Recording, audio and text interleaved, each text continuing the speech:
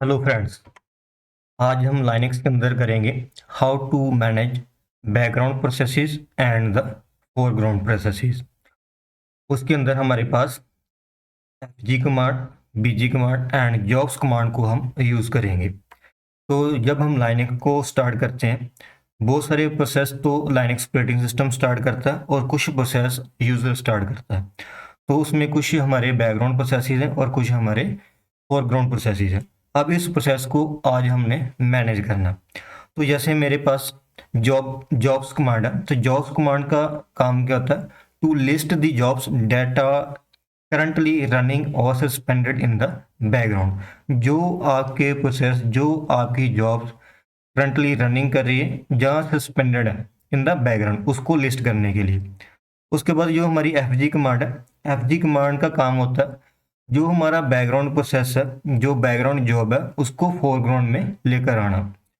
और जो हमारी बीजी कमांड है, बीजी कमांड का मीनिंग क्या होता है? जो फोरग्राउंड जॉब है, फोरग्राउंड जॉब को हमने बैकग्राउंड जॉब बनाना। तो लेट अस स्टार्ट। हम टर्मिनल ओपन करते हैं, इसको वन बाय वन प्रैक्टिकली देखते हैं कि how to use all these command. For example, मैंने जैसे एक प्रोसेस स्टार्ट किया स्लीप, उसको मैंने 200 सेकंड्स के लिए रन करना। तो जैसे मैं एंटर करूंगा, अब ये मेरा प्रोसेस क्या है? फोरग्राउंड प्रोसेस है, क्योंकि यहाँ पर क्या है, प्रॉम्प्ट शो नहीं हो रहा। तो अब ये मेरा जो प्रोसेस है स्लीप 200 सेकंड्स वाला, अभी फोरग्राउंड में चल रहा है। जब मैं कंट्रोल प्लस जेड प्रेस करूंगा, इसका मीनिंग है अब ये मेरा जो प्रोसेस है जिसकी जॉब आईडी क्या 1 है, वो स्टॉप्ड हो चुका है। अब ये आपका प्रोसेस बैकग्राउंड के अंदर शो होगा। तो आपने इसको चेक करने के लिए जॉब्स कमांड को टाइप करना। तो इसका मीनिंग है कि आपके बैकग्राउंड में एक प्रोसेस है जो अभी स्टॉप्ड है, जिसकी जॉब आईडी क्या 1 है। तो ऐसे मैं स्लीप कमांड लगाऊंगा और मैं एक प्रोसेस चलाता हूँ स्लीप 300 और उसको मैं बैकग्राउंड में रन करूंगा। तो अभी आपने ये फोरग्राउंड प्रोसेस और बैकग्राउंड प्रोसेस के बारे में पढ़ना, तो आप प्लेलिस्ट को चेक कर सकते हैं। अब इसको जॉब आईडी क्या मिली है 2, और इसकी जो प्रोसेस आईडी क्या 2794। अब मैं जॉब्स कमांड लगाऊंगा, एंटर किया मैंने। अब आपके बैकग्राउंड के अंदर दो जॉब्स हैं, एक जॉब 1 है और दूसरी क्या job 2। This is a job ID, और जॉब आईडी 2 वाला प्रोसेस क्या है अभी रन कर रहा है।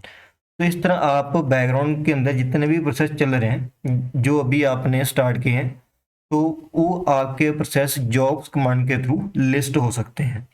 नेक्स्ट करते हैं कि अब जो मेरा ये टॉप्ड प्रोसेस है, इसको हमने बैकग्राउंड के अंदर रनिंग स्टेट में कैसे लेके आना। उसके लिए हम क्या करेंगे, मैंने बीजी कमांड लगानी है, फिर परसेंटेज, देन 1, फिर एंटर आपने प्रेस करना। अब आपका जो जॉब आईडी 1 वाला प्रोसेस हो वो बैकग्राउंड में रनिंग स्टेट में शो होगा। तो आपने जॉब्स कमांड्स लिखनी है।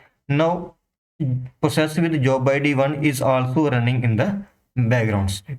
इसका मीनिंग है कि हमारे दो प्रोसेस है बैकग्राउंड के अंदर जो रन हो रहे हैं with job ID 1 and job ID 2।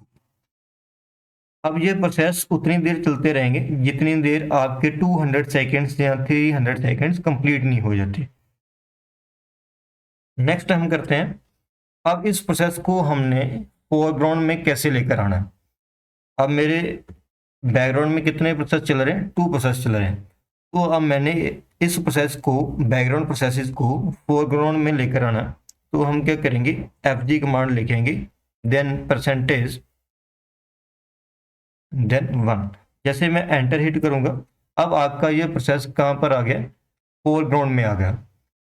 जैसे मैं इसको कंट्रोल जेड की प्रेस करूंगा, अब ये प्रोसेस क्या हो जाएगा? स्टॉप्ड हो जाएगा। ऐसे ही मैं प्रोसेस को फोरग्राउंड में लेकर आ रहा हूँ 2 वाले को, जॉब आईडी 2 वाला प्रोसेस। अब ये भी मेरा प्रोसेस क्या है? फोरग्राउंड में आ गया। तो इसको भी मैं कंट्रोल जेड की से प्रेस करूंगा, अब ये भी मेरा प्रोसेस क्या हो गया? स्टॉप्ड हो गया। तो मैं जॉब कमांड लगाऊंगा, अब ये दोनों प्रोसेस मेरे क्या है? स्टॉप्ड हो चुके हैं इन द बैकग्राउंड। इसका क्या मीनिंग है कि जब हम कंट्रोल प्लस जेड की प्रेस करते हैं, तो आपका जो करंट प्रोसेस रन हो रहा है फोरग्राउंड के अंदर, वो प्रोसेस हमारा स्टॉप हो जाता है। तो उसको, जो प्रोसेस हमारा स्टॉप हुआ है, उसको हम जॉब्स कमांड के थ्रू देख सकते हैं कि वो कौन सा प्रोसेस है और अदर कौन से प्रोसेस हैं जो बैकग्राउंड के अंदर स्टॉप और रनिंग स्टेट में है। अब फॉर एग्जांपल मैं इसको दोबारा फिर फोरग्राउंड में लेकर आ रहा हूँ। अब ये फोरग्राउंड में आ गया। अब जॉब्स में चलाएंगे। अब इसका मीनिंग है कि जो मेरा प्रोसेस 1 है, जॉब ID 1 वाला, वो प्रोसेस कंप्लीट हो चुका, लेकिन मेरा अभी प्रोसेस जिसकी जॉब ID 2 है वो अभी स्टॉप्ड है। तो मैं यहाँ पर इसको जॉब ID 2 से रन करूँगा। अब मेरा ये फोरग्राउंड में प्रोसेस आ रहा है। इसका मीनिंग अब मेरा ये प्रोसेस फोरग्राउंड के अंदर चल रहा है। अब मैं की प्रेस करूँगा Ctrl+C।